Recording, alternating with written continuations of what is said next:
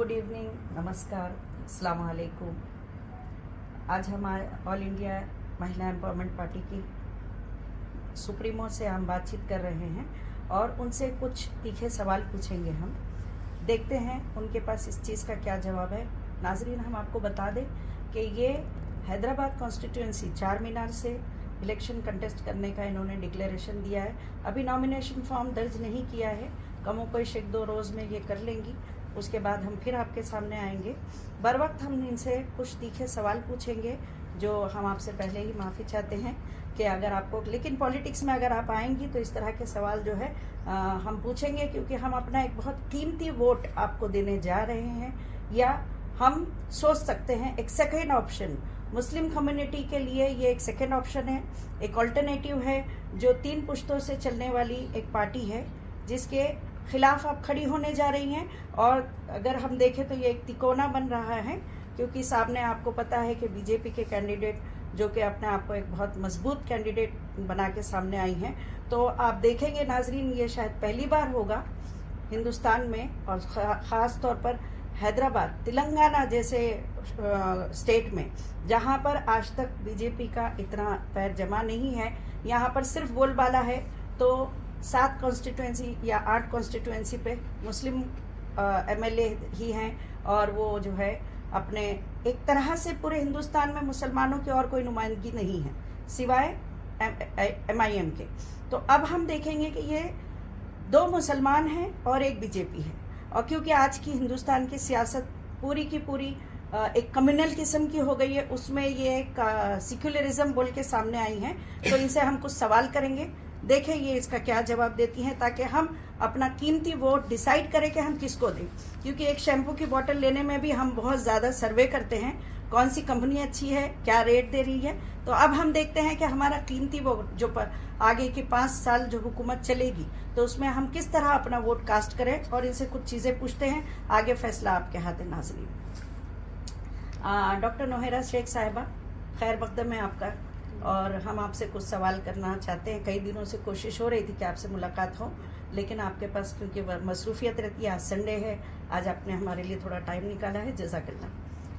आप मुझे ये बताइए, सबसे पहला सवाल, जो पिछली हुकूमत चली गई जी, हमने ये सुना है कि KCR साहब की, हालांकि उन्होंने जो कुछ किया बहुत अच्छा किया, तेलंगाना जानता है पूरा, फिर उनकी हुकूमत जाने की वजह कहीं ना कहीं आपको माना जाता है, आपको कहा जाता है। तो आप बताइए कि क्या ये बात सच है? सच और झूठ की बात नहीं है। हुकूमत जाना जो है, आना वो एक नॉर्मल सी बात है। मगर KCR साहब का भी क्या है कि वो कॉन्फिडेंस हो गया था कि मुझे यहाँ से अब कोई भी हटा नहीं सकते, मैं ही तेलंगाना का बड़ा हूँ, और तेलंगाना और आंध्रा के डिबेट करने में मेरा जीत रही। और उस वजह से उन्होंने जो कांग्रेस गवर्नमेंट को जो वादा किया था, वो तक भी तोड़कर जो है बिपर गए थे। मगर उसके बाद उनका जो एक वोर कॉन्फिडेंस था कि तेलंगाना में मैं ही रहूंगा, तेलंगाना में मैं ही ये रहूंगा।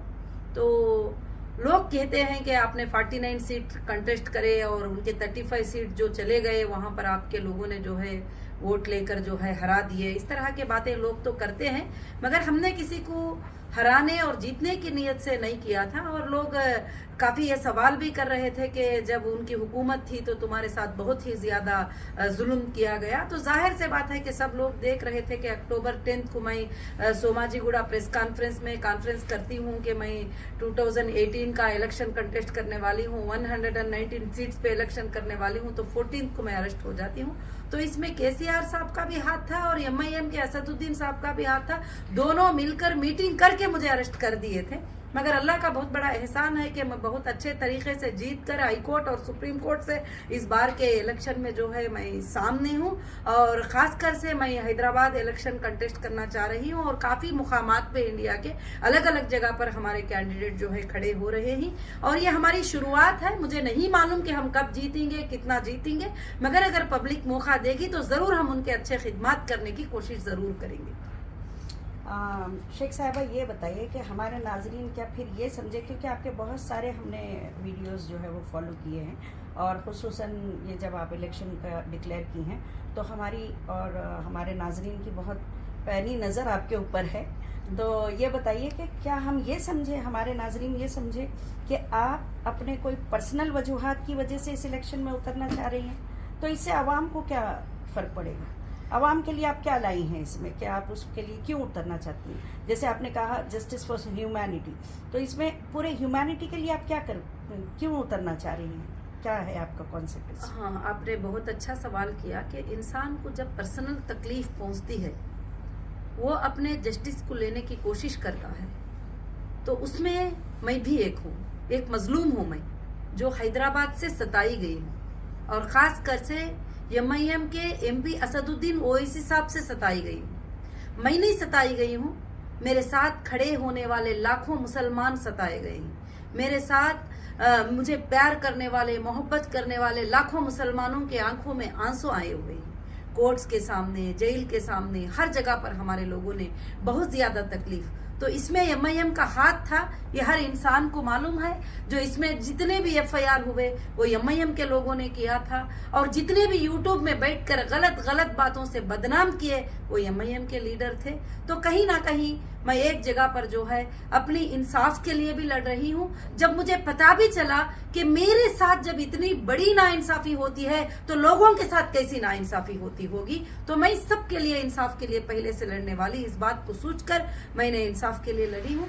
मैं आज ही इंसाफ के लिए नहीं, बल्कि जब ये मेरे ऊपर जुल्म करे, मेरे ऊपर झूठा FIR करे, मेरे ऊपर इल्जाम लगाए तरह तरह के, और पार्लियामेंट में खड़ के गलत बातें बोलने लगे, तो मैंने इनके ऊपर 100 करोड़ का मानहानि केस जो है डिस्ट्रिक्ट सिविल कोर्ट में मैंने डाला, और वहां पर पिटीशन अलाउ हुआ, तो फिर जो है मैं वो केस जीत भी गई, और 100 करोड़ का केस भी जीत गई, और कि कोर्ट भी मान गई कि बेशक जो है इसकी बर्बादी में, इन लोगों के सताने में, इन लोगों को मुश्किल पहुंचाने में जरूर MIM का हाथ है, और MIM के नेताओं का हाथ है। तो लाजिम से बात है कि मैं मेरी इंसाफ भी लेने की कोशिश करूंगी। मेरे साथ जितने लोगों को नाइंसाफी हुई है मैं उनको इंसाफ भी दिलाने की कोशिश करूंगी, और मैं हक के लिए फाइट करने वाली हूं कि मैं जरूर इस पर फाइट करने की कोशिश करूंगी। आपका सवाल मुनासिब था। तो हम ये समझे कि आप जो है नाजरीन के थोड़े वजाहत के लिए, कि आप ये कहना चाह रही हैं कि जो आपके जैसे पावरफुल लेडी के साथ अगर एक इस तरह से नाइंसाफी हो सकती है, जिसमें पूरे एजेंसीज को इन्वॉल्व किया जा सकता है, तो एक आम आदमी के साथ कितनी तकलीफ होती होगी, ये आपका नजरिया है, या फिर कुछ और इसके पीछे आपका कोई एजेंडा? नहीं, मेरा नजरिया ये भी है कि जो एक औरत जिन पर ना कभी बुरा बोलती थी, ना कभी गलत बोलती थी, ना कभी मुलाकात की थी, ना कभी कोई इलेक्शन कंटेस्ट की थी, ना कभी वोट मांगने गई थी, ना उनकी सल्तनत में कभी कदम डाली थी, कुछ भी नहीं। कुछ भी ना होने के बावजूद भी इतना बड़ा जुल्म मेरे साथ किया गया। हर एजेंसी को मेरे घर को भेजा गया, टैक्स एजेंसी को, ED को, रेवेन्यू डिपार्टमेंट को, इंटेलिजेंट को, हर जगह जहां जहां पॉसिबल होता गया, नेशनल से इंटरनेशनल तक एजेंसीज को मेरे हाथ में भेजा गया। कहीं भी देखो तो MIM के असदुद्दीन ओवैसी साहब का FIR की कॉपी उनके हाथ में होती थी, एक लेटर उनके हाथ में होता था कि आपको कोई औरत नजर नहीं आई इन्वेस्टिगेशन करने के लिए, आपको कोई और पॉलिटिशियन नजर नहीं आए, तो और सिर्फ एक मुसलमान औरत, जो आपके जब मुसलमानों को भलाई पहुंचाना चाहते हैं, मुसलमानों की भलाई करना चाहते हैं, तो एक मुसलमान औरत आपको नजर में आई। वो औरत जो हजारों के मस्जिदें बनाने में कामयाब करने वाली, जो हजारों के मदारिस को साथ देने वाली, जो हजारों के लड़कियों को स्टूडेंट बनाकर पढ़ाई करने वाली, उस औरत के ऊपर हमला करके क्यों आप डर गए थे कि एक मुस्लिम फेस आ रहा है, ये अच्छे काम करने के लिए आ रहा है, और बगैर पॉलिटिक्स के जो है सबको फायदा पहुंचा रहा है, तो इसको मैं तबाह कर दूं? और आपने ये सोचा, तो जाहिर से बात है कि कोई भी सोचेगी। जो जुल्म मेरे साथ हुआ है, वो आज तक भी जो बैठी हूं, ये अल्लाह की बहुत बड़ी ताकत मेरे साथ है, नहीं तो दूसरी औरत होती तो यह जुल्म को कभी भी सामने नहीं बैठती। आपको और भी बताऊं, मेरे कई प्रॉपर्टियों पर MIM के लीडरों ने कब्जा करवाया है, बंगलों के ऊपर कब्जा करवाया है। गवर्नमेंट ऑफिसर्स, ऑफिशियल, जो ख्वाजा मुहिद्दीन करके जुबली हिल के एक घर के ऊपर वो जाता है, वो घर देखता है, घर बहुत अच्छा लग रहा है, तो उस पर कब्जा करके बैठता है, झूठा आर्बिट्रेटर लाता है। मैं अंदर होती हूँ, ED के अटैचमेंट में होने के बाद रजिस्टर करता है। ये सब किसका सपोर्ट है? ये सब किसका सपोर्ट है, किसका सपोर्ट लेके काम कर रहे हैं। और वैसे ही आप टोली चौकी की लैंड देखिए, लैंड ग्रापर कहते हैं इनको, तो लैंड ग्रापर क्यों ना कहें। टोली चौकी की जो लैंड थी मेरी, उसके ऊपर लोगों को कब्जा करा दिया, उससे पैसे ले लिया और पैसे वसूल करते जा रहे हैं और पैसे वसूल करते जाते। अब जाकर मैं सुप्रीम कोर्ट पे उसको जीतने के लिए 6 मंथ लग गया कि ये मेरी लैंड है करके प्रूफ कराने के लिए, जो कि 400 करोड़ देकर लैंड को खरीदा गया था, और वो लैंड को मेरी लैंड करके प्रूफ करा लेने के लिए सुप्रीम कोर्ट में 6 मंथ लग गए। तो यहाँ पर ऐसे बहुत सारे जुल्म होते हैं। मेरे पास ऐसे 100 से 200 औरतें, बेटा मेरा 200 स्क्वायर फीट का घर जो है कोई बेच दिया, 200 स्क्वायर यार्ड का घर जो है कोई बेच दिया, 10 लोगों को बेच दिए, 5 लोगों को। ये खास कर से हैदराबाद के एरिया में चलता है। जो टपोरी टाइप के लोग होते हैं, ऐसे काम करते हैं। तो मैं चाहती हूँ कि जुल्मों के खिलाफ आवाज उठाऊं, और ये जो मेरे साथ जुल्म हुए हैं, ऐसे जुल्म कई लोगों के साथ होते हैं, कई बिल्डर के साथ होते हैं। मेरे पास एक भाई आए थे, बैठे थे और एक बोर्ड लगाए थे उनकी लैंड को सेल करने का। और वो बोर्ड लगाने के बाद जो है वो कहते हैं कि उनको जो है MIM के लीडर से फोन गया कि ये लैंड जो है तुम सेल करना चाहोगे। वो बोले नहीं नहीं, इतने प्राइस की मेरी लैंड है, तो सेल करना है, इतने प्राइस में सेल कर दे, अगर सेल ना करे तो ब्लैक बोर्ड लग जाएगा तेरी लैंड में 3 दिन में। तो बोलते हैं 10 साल से फेस कर रहा हूँ कोर्ट में। यानी आपका ये एलिगेशन है, मैं हम अपने नाजरीन को बता दें कि आपने उनके ऊपर कितने एलिगेशन लगाए हैं इस वक्त। जी, पावर का मिसयूज, जी, लैंड ग्रैबिंग, जी, राउडीज्म। मैंने एलिगेशन नहीं लगाया है। आप लोग क्या अगर पहचानेंगे, लोगों को देखेंगे तो रियल है सब मेरे पास प्रूफ के साथ, फोटोज के साथ। जो हीरा ज्वेलर्स जो है 2008 में हमारा जो है अफिया प्लाजा में जो शुरू हुआ था, वहां पर 2011 में एक बंदा आता है, MIM का लीडर, बोलता है दोनों भाइयों के फोटो का बैनर बड़ा लगा देता है और 4 दिन में कब्जा कर लेके वहां हमारे स्टाफ को जाने नहीं देता है। आज भी प्रॉपर्टी हमारे नाम से है, आज भी EC में हमारे नाम से है, सब कुछ हमारे नाम से है, हम वहां नहीं जा सकते। ये जुल्म नहीं है? Very true. अब ये तो आप सब ने देखा नहीं है, काफी लोगों ने देखा नहीं है। चलें, ठीक है। अब हम आगे अपने अगले सवाल की तरफ पहुंचते हैं, और बस हम मुख्तसर में अब 2 सवाल और करेंगे आपसे। एक ये कि आपको ये क्यों लगता है कि वो मुस्लिम कम्युनिटी जिसके जहन में हमेशा से ये है, उनकी समझ है कि औरत और सियासत ये 2 मुख्तलिफ चीज़ें हैं, वो कम्युनिटी और बाकी दूसरे हमारे हमवतन भाई जितने भी हैं, वो कम्युनिटी सिर्फ एक जस्टिस फॉर ह्यूमैनिटी यानी इंसाफ की आवाज़ उठाने पे आपको एक सेकंड ऑप्शन क्यों समझेगी, क्यों आपको वोट कास्ट करेगी? इंशाअल्लाह मुझे लगता है कि हमारी कम्युनिटी मुझे समझेगी, और कहीं ना कहीं वो समझते हैं कि औरत सियासत नहीं कर सकती, औरत सियासत में नहीं आ सकती, मगर ऐसा कुछ नहीं है। अल्लाह ताला दोनों को कुरान मजीद में बराबर का जो है पार्ट बनाया है, बराबर घर चलाने में, सियासत चलाने में, दुनिया चलाने में सबको बराबर का पार्ट दिया है।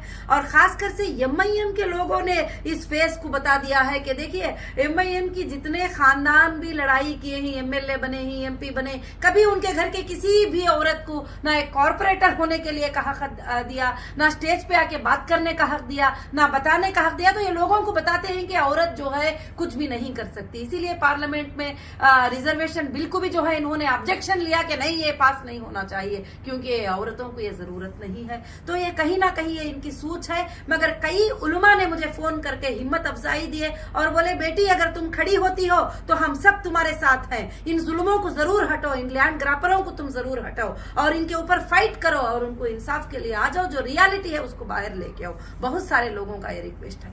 चलिए, तब आप जो है ये इलेक्शन कंटेस्ट कर रही हैं, उस पर आपका एजेंडा जो है, खास तौर से आपने कहा कि इंफ्रास्ट्रक्चर डेवलपमेंट नहीं है और हमारे फ्यूचर जनरेशन की ग्रूमिंग के लिए कोई काम वो नहीं कर रहे हैं, उनको जो है आगे बढ़ाने के लिए, उनको एजुकेट करने के लिए कोई काम नहीं कर रहे हैं।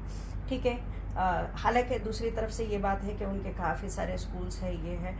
हालांकि ये भी बात सही है कि सिर्फ अपने स्कूल्स बना लेने से किसी भी कम्युनिटी या किसी भी कॉन्स्टिट्यूएंसी का डेवलपमेंट नहीं होता है। जी, स्कूल्स बना लिए, हॉस्पिटल्स बनाइए, उनके फीसेस भी तो चेक करिए, कौन सी बच्ची को फ्री में पढ़ाई मिल रही है, कौन सी बच्ची को सीट फ्री में मिलती है, कौन सी हॉस्पिटल में फ्री ट्रीटमेंट होता है, कहाँ है वो पूछ लीजिए। वो कमर्शियल है, बिजनेस बना ले रहे हैं वो। जितने मुसलमान उनको चाहते हैं, जितने लोग वहां के चाहते हैं, उनका एक बड़ा बिजनेस बनाकर बैठे हुए हैं। तो इसलिए मैं कहती हूँ कि इस बार का कंटेस्ट बहुत बड़ा कंटेस्ट रहेगा और बहुत बड़ी फाइट रहेगी और मेरा ये स्लोगन रहेगा कि अब की बार MIM की हार होगी जरूर और मुसलमानों की भी जीत होगी। वहां पर लोग जीतेंगे जरूर और इंसाफ भी जरूर से जरूर जीतेगी। अल्लाह रब्बुल आलमीन जुल्म की सियासत को बहुत दिन तक नहीं चलाएंगे। जो जुल्म मेरे ऊपर हुआ है 10-12 साल से, वो जुल्म काफी है उनके हारने के लिए और किसी का नहीं। तो वहां के लाखों के लोगों पर क्या जुल्म होता रहेगा और कहां तवज्जो दे रहे हैं बच्चों के स्कूल के ऊपर, कहां तवज्जो हो रही है एजुकेशन के ऊपर, कहां तवज्जो हो रही है रोडों पर रास्तों के ऊपर, कहां तवज्जो हो रही है बीमारों पर,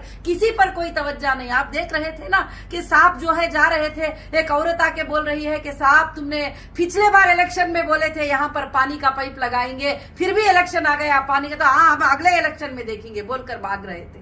तो इस तरह के लोग होते हैं। तो मैं चाहती हूँ कि लोगों को जो है सियासत में आने का फायदा पहुंचाए। तो मेरी ये कोशिश है, मेरी ये सच्ची आवाज है, ये आवाज आती ही रहेगी इंशाअल्लाह। लोग कुछ भी कहे, लोग समझे अब नहीं तो कुछ दिनों के बाद समझे, जरूर ये सच्ची आवाज चलती रहेगी। मैडम, पूरी दुनिया आज हिंदुस्तान की राजनीति बहुत कुछ जो है सिर्फ मजहब के ऊपर राजनीति हो रही है। इस राजनीति में आप क्या ऐसा लाना चाहती हैं कि जिससे सिर्फ मुसलमान ही नहीं बल्कि हमारे दूसरे दिगर मजहब के लोग भी आपको वोट दें? उसके लिए आपका क्या प्लान है? क्या आप खुद भी ये चाहती है कि मजहब की राजनीति करें? नहीं, ये क्योंकि हम आपको देखते हैं कि आप जो है, हमारी पार्टी की बुनियाद है MEP जस्टिस फॉर ह्यूमैनिटी। हमारी पार्टी हर इंसान को इंसाफ दिलाएगी। मजहब की बात हमारे घरों में होती है। जब इंडियन कॉन्स्टिट्यूशन की बात आती है तो वहां मजहब कॉन्स्टिट्यूशन होता है और पूरे देश के हिंदू और मुसलमान को इंसाफ होगी। इसीलिए हमारे पार्टी में टिकट मुस्लिम को भी है और हिंदू को भी है और क्रिश्चियन को भी है। हाँ, कम्युनिटी जहां पर जैसी कम्युनिटी होती है उस कम्युनिटी का रेस्पेक्ट करना हमारे ऊपर जो है लाजिम होता है। मगर मैं एक मुसलमान हूँ, मैं इस्लाम को फॉलो करती हूँ पूरी के पूरी, मगर मैं सारे देश के लोगों से मोहब्बत करती हूँ और सारे देश के लोगों के इंसाफ के लिए लड़ना चाहूंगी और जहां ना इंसाफी होगी वहां पर खड़ी होना चाहूंगी। ठीक है, हम आपके साथ, हमारी बहुत सारी शुभकामनाएं हैं, बहुत सारी हमारी अच्छी ये है कि चले नाजरीन के सामने एक दूसरा ऑप्शन भी आए ताकि ये सेक्युलर है, हमारे मुल्क में डेमोक्रेसी है और हमारे लोग जो है अच्छी तरह सोच समझ के आपको जो है वोट दे। जबकि आप इस स्लोगन के साथ आई हैं कि अब की बार ओवैसी की हार, MIM की हार, अब की बार MIM की हार और नौहरा शेख के गले में हार। देखें ये कब तक के आपकी ये बात जो है लोगों तक पहुंचती है और लोग अपना क्या फैसला करते हैं। नाजरीन, इसका फैसला तो आप ही को करना है कि आप अपना ये कीमती वोट किसको देते हैं, किस तरह देते हैं। चाहे आप सालों साल यानी 70-75 साल पुरानी पार्टी को दें या कोई नई आई हुई पार्टी को दें, क्योंकि हकीकत यह है कि हुकूमत जो है वो चाहे आप अल्लाह कहें, चाहे आप जो है भगवान कहे, जो भी कहे, बहरहाल चलाने वाला एक है। वो हुकूमत अपनी उसी को देता है जिसके हाथ में वो अपने बंदों को सेफ पाता है या उनको आजमाता है। तो हम देखेंगे कि इस बार अल्लाह ताला का क्या फैसला होता है। इसके साथ ही हम आपसे विदा लेते हैं। Thank you. जय हिंद।